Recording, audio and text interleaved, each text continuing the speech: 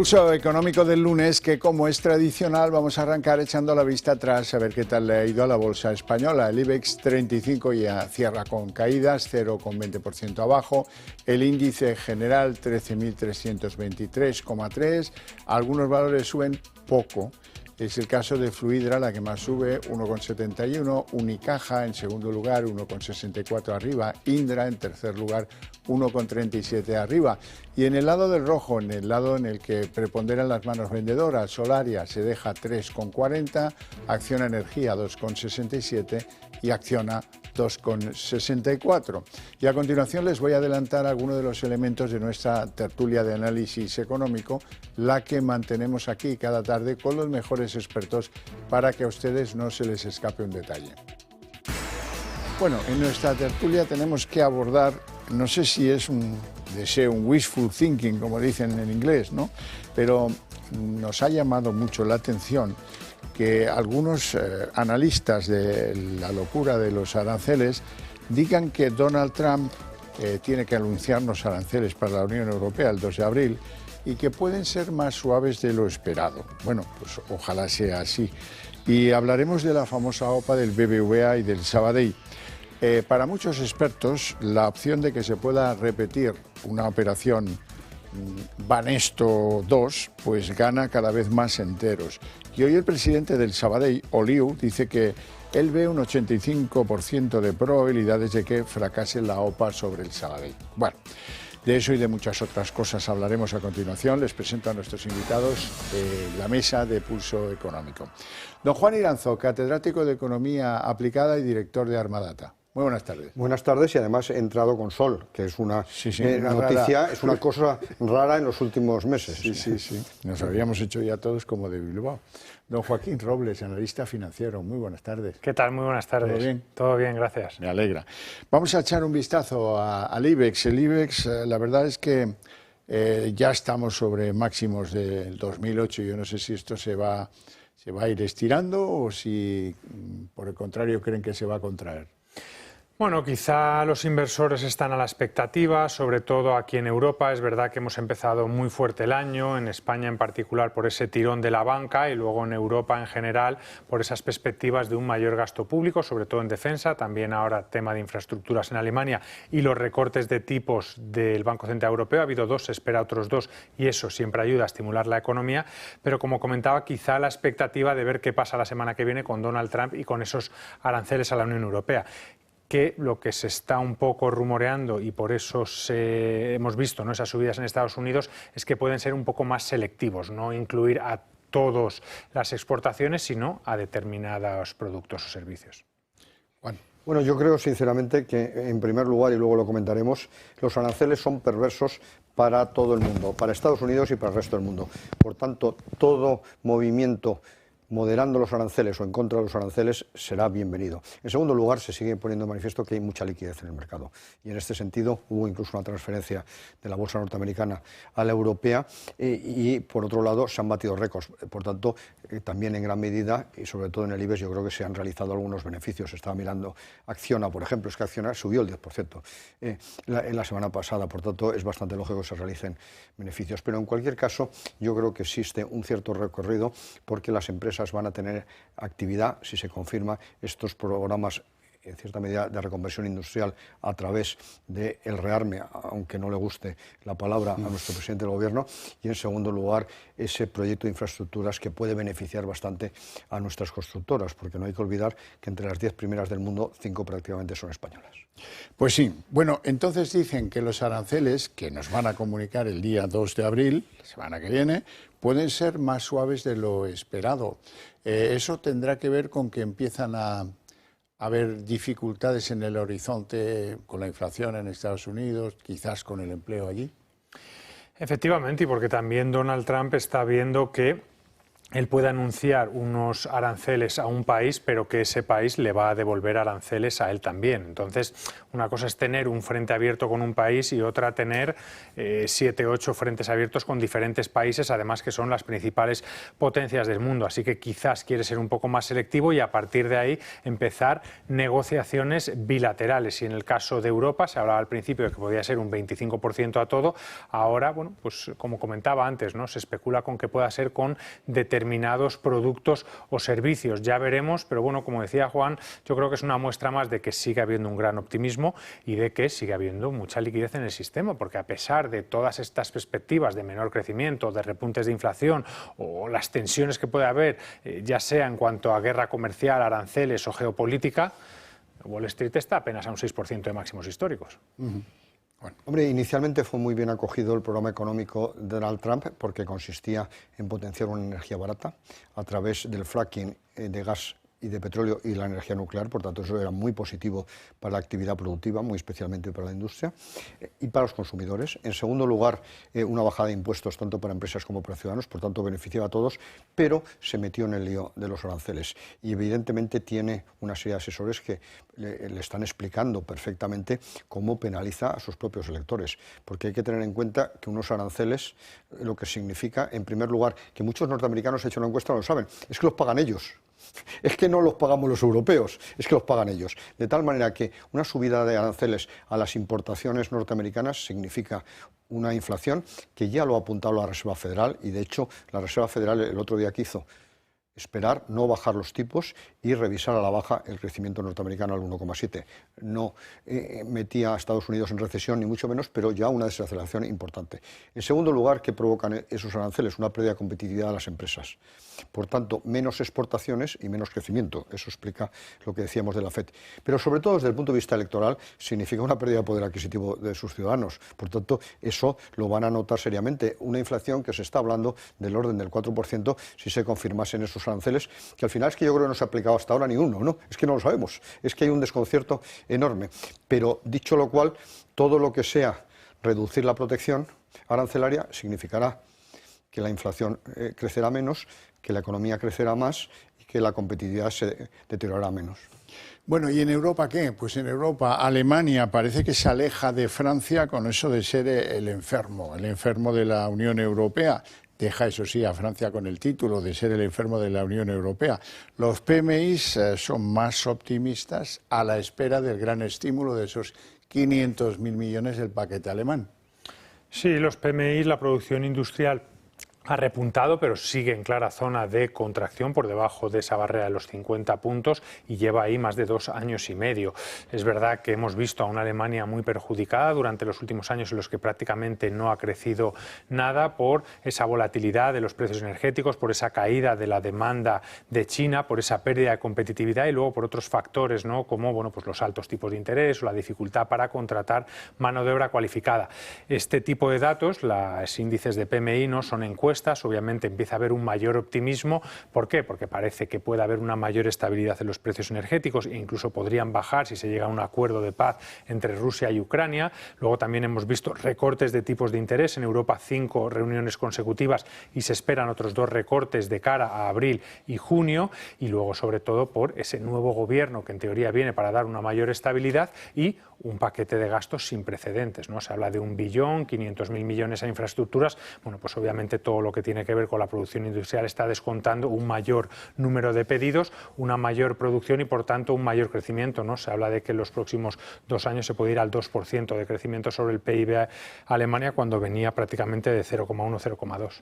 Bueno, pues aquí hay que analizar varias cosas detenidamente. En primer lugar, como muy bien se ha dicho, se ha reducido el pesimismo en Alemania, porque evidentemente el PMI ha pasado del 57,8 al 58,3, es decir, sigue en zona de recesión. Hay que recordar a los televidentes que cuando el PMI está por debajo del 50, quiere decir que se está apostando por un empobrecimiento de la realidad por una posible recesión o cuando menos una desaceleración de la actividad económica, que corresponde además con la realidad de Alemania. Hay que tener en cuenta que cayó un 0,3% en el año 2023 y otro 0,2% en el año 2024. Por tanto, Alemania ahora podría salir de recesión.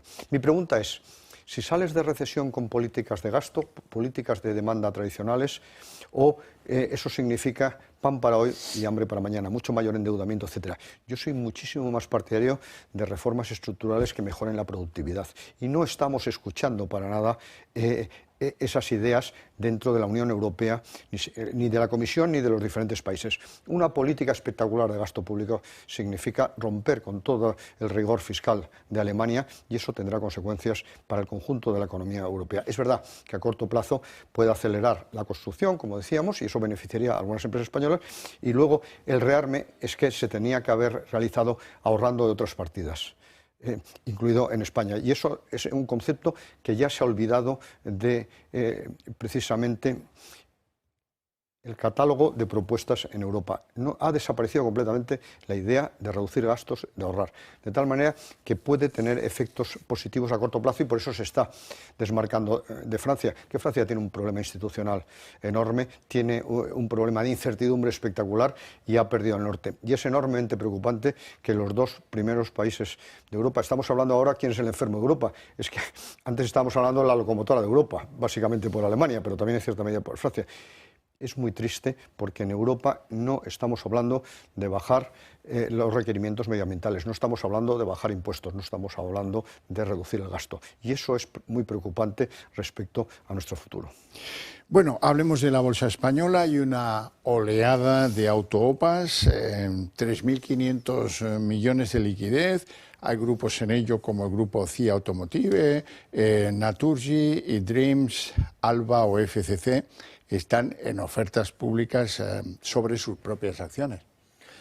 Bueno, es verdad que hay que distinguir porque hemos visto distintos tipos de acciones, ¿no?, que pueden realizar las compañías. Muchas de ellas han ido para la recompra de acciones de muchas empresas como los bancos, sin ir más lejos, que tienen grandes beneficios, no saben muy bien qué hacer con ellos en el sentido de que es difícil crecer, ya sea orgánica o inorgánicamente, y prefieren utilizarlos en dar valor al accionista, haciendo este tipo de programas de acciones, compran acciones, las sacan de cotización y por lo tanto mejora los ratios, ¿no?, de la compañía. Pero otro tipo de compañías, como las que mencionabas, están haciendo recompras de acciones con otro objetivo, que puede ser a lo mejor reducir el free float, porque lo estén comprando los principales accionistas, o, como es el caso de Naturgy, quizá el más sonado, para aumentar ese free float y, bueno, como está muy concentrado el accionariado prácticamente en 3 accionistas, poder dar la oportunidad de que entre otro o que mejoren esos ratios de capital flotante y pueda volver a entrar en índices como el Eurostock 50 o el MSCI World. Entonces, bueno, depende un poco de qué compañía hablamos, es una estrategia a otra, pero yo creo que, bueno, los inversores tienen que tener en cuenta que gran parte de alguna de las subidas más destacadas de la bolsa, ¿no?, durante los últimos trimestres ha sido precisamente por este tipo de iniciativas. Sí, efectivamente, y que además lo que pretenden en gran medida es también remunerar, dar una prima a sus accionistas, tanto grandes de una manera selectiva como a pequeños, porque esta es una operación que beneficia en gran medida a los pequeños accionistas, por tanto, bienvenida.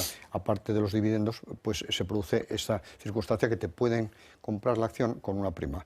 Pero dicho lo cual, no debe ser el funcionamiento habitual de la bolsa, tiene que tener un carácter excepcional, puntual, etcétera, porque en definitiva lo que hay que tener en cuenta es que la bolsa lo que hace es valorar a la empresa y la remuneración al accionista vía dividendos, que yo también siempre he defendido los dividendos y no precisamente solo el valor de la empresa y no repartir dividendos. Pero dicho lo cual, ahora sí que está animando bastante la bolsa y puede beneficiar a bastantes accionistas. Vamos con la OPA de moda, el BBVA sobre el Sabadell. Parece que gana enteros entre los expertos la opción Banesto, una repetición de lo que pasó con Banesto. Y el presidente del Sabadell, Oliu, dice que él cree que hay un 85% de probabilidades de que fracase la OPA sobre el Sabadell. Sí, efectivamente. Yo creo que lo que ha dicho textualmente dice, o se cambian muchísimo las condiciones, o con las condiciones actuales existe cuando menos el 85% de posibilidades que fracase. Y yo lo veo lógico, yo como accionista del Sabadell, y ya lo he dicho en varias ocasiones, en estas condiciones no voy ni muchísimo menos a la OPA, y yo estoy seguro que otros muchos accionistas. De tal manera que lo que hay que tener presente es qué haría el Sabadell. El Sabadell es verdad que se ha saneado, que en este momento es un gran banco de pymes, que es un gran banco en el Mediterráneo, como hemos dicho, que es lo que básicamente buscaba el BBVA, pero también necesita algo más de tamaño. Y en este sentido, lo que se habla es que si no sale la OPA, sí que el Sabadell podría encabezar precisamente un proceso de fusión de OPA o como lo queramos denominar, pero yo creo que básicamente sería de fusión, con unas cuantas bancos y excajas que quedan por ahí, Unicaja, Ibercaja, y Abanca y Bankinter. Probablemente el novio más atractivo podría ser Bankinter. Bueno, pues yo sí que creo que esa sería una operación bastante lógica y coherente, porque Sabadell en este momento es un banco muy viable y con alta rentabilidad. Joaquín.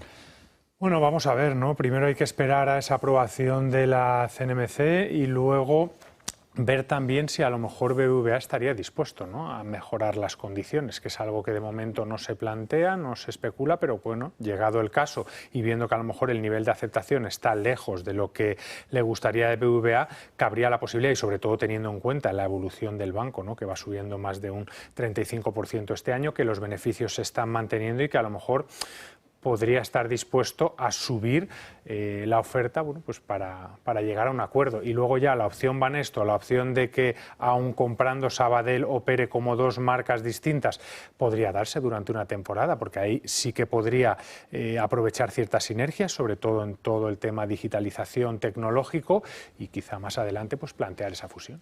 Hablemos entonces del Santander, porque vuelve a rozar los 100.000 millones de valor en bolsa, aunque ahora tiene el doble de beneficios de lo que la última vez que lo rozaba.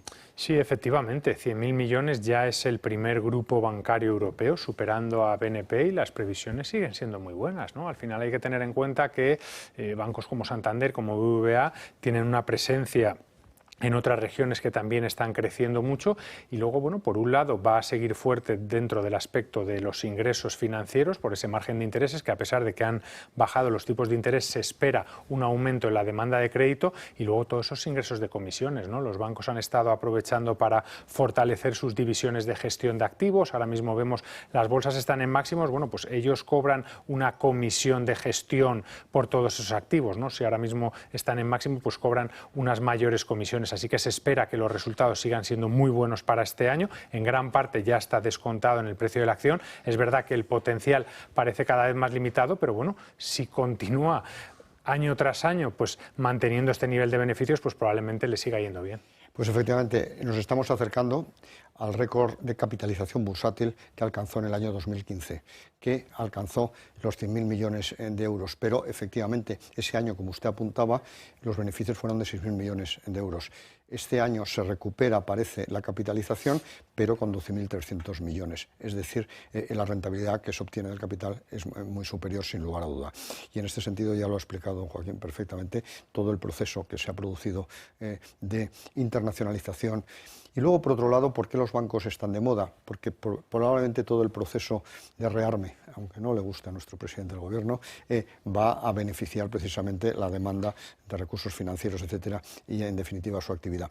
Yo sí que creo que lo que hay que tener presente en esto del rearme en Alemania, etcétera, que no es una obligación coyuntural establecida por Donald Trump, sino que nosotros teníamos que tener, los países europeos, ejércitos potentes. Ya tengo algunas dudas si vamos a ser capaces de crear un único ejército, no por el material, sino por el mando. Permítame entonces un pequeño consejito.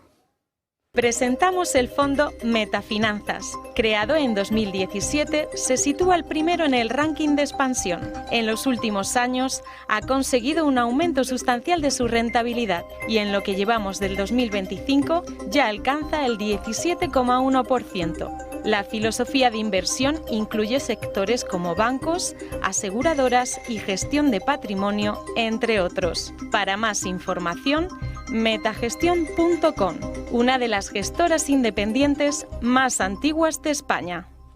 También se ha producido un relevo en cuanto a la principal empresa europea, por lo menos en términos bursátiles. Es la alemana SAP, que como saben vende tecnología y vende capacidad de hacer en las empresas. Vale en bolsa 314.000 millones, un poquito más que Nordisk, que era el anterior líder. Efectivamente, y hemos visto muchos cambios durante los últimos meses porque, sin ir más lejos, ¿no? Hace apenas un año era ASML, la holandesa especializada en chips, luego recogió el testigo Louis Vuitton con toda la explosión del lujo, ahora era Novo Nordisk por ese medicamento, ¿no?, contra la obesidad, y bueno, ahora SAP, que es la empresa tecnológica más grande de Europa, hablábamos de que Santander había superado los 100.000 millones, estas 3 veces más grandes, y lo hace un poco impulsada por esa irrupción del almacenamiento en la nube, de la inteligencia artificial. Es una empresa que se dedica a crear soluciones informáticas, ¿no?, para la gestión a las empresas, que tiene gran parte de su negocio, más del 30% en Estados Unidos, y bueno, que hay que seguir la pista, ¿no? Obviamente, si algo le falta a Europa y por lo que se había quedado tan rezagada durante los últimos años de Estados Unidos, era, bueno, pues por ese poco sector tecnológico, poca exposición, ¿no? Porque hay que decir una cosa, la primera es SAP, pero es que la tercera, cuarta que hay es Amadeus y Holding, que la tenemos aquí en España y tiene, bueno, pues una sexta parte, ¿no?, de su capitalización, o sea que, bueno, en ese sentido estamos por detrás. Sí, efectivamente, es que se ha producido una revalorización del 40% a lo largo del año, y hay que recordar que hoy estamos a día 24 de marzo, por tanto, en menos de 3 meses ha registrado una subida espectacular. ¿Por qué?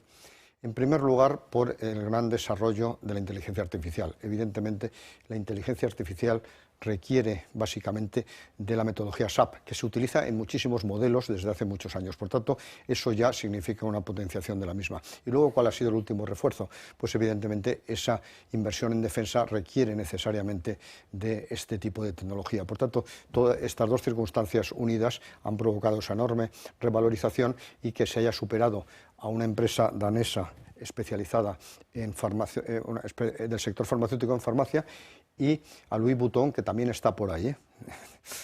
Esto te va a gustar, Juan Iranzo. Berkeley, que es una compañía australiana, se dispara en bolsa, en la bolsa española, por el impulso que espera de la minería en Europa. Más concretamente, de que la Unión Europea mande a hacer puñetas la prohibición española de averiguar dónde hay materias como el uranio y, por supuestísimo, de explotarlas. Al calor de eso, pues vuelve el inversor a pensar en Berkeley. Pues efectivamente, es que hay que tener en cuenta que Berkeley se vio penalizada precisamente en la inversión que hizo en Ciudad Rodrigo para explotar la mina de uranio que tenemos en Salamanca. De tal manera que eso penalizó enormemente su inversión, pero sin embargo ahora parece que con buen sentido, con lógica, los europeos empiezan a pensar que también hay que buscar si hay recursos naturales, energéticos y metálicos dentro del territorio europeo y si además este se puede explotar, no solo explorar sino explotar, y eso parece bastante evidente. Y la posibilidad de poder producir litio, níquel en Europa pues favorecería lógicamente la cotización de esta empresa minera internacional que tiene concesiones precisamente en Europa en general. Y eso ha significado además una revalorización a lo largo del año del 62%, solo en el mes de marzo del 32%. Yo creo que es lógico. Y también insto al gobierno español a que busque gas natural en el páramo de Masa, que no se puede decir que es una zona muy habitada, que es uno de los obstáculos que como su nombre indica, no hay nadie, y luego por otro lado allí muy probablemente pues se pueda obtener gas natural a través del fracking, pero primero hay que explorarlo y luego abrir la posibilidad de explotarlo. A ver si Europa empieza a entrar en razón y mete también en razón a nuestro gobierno.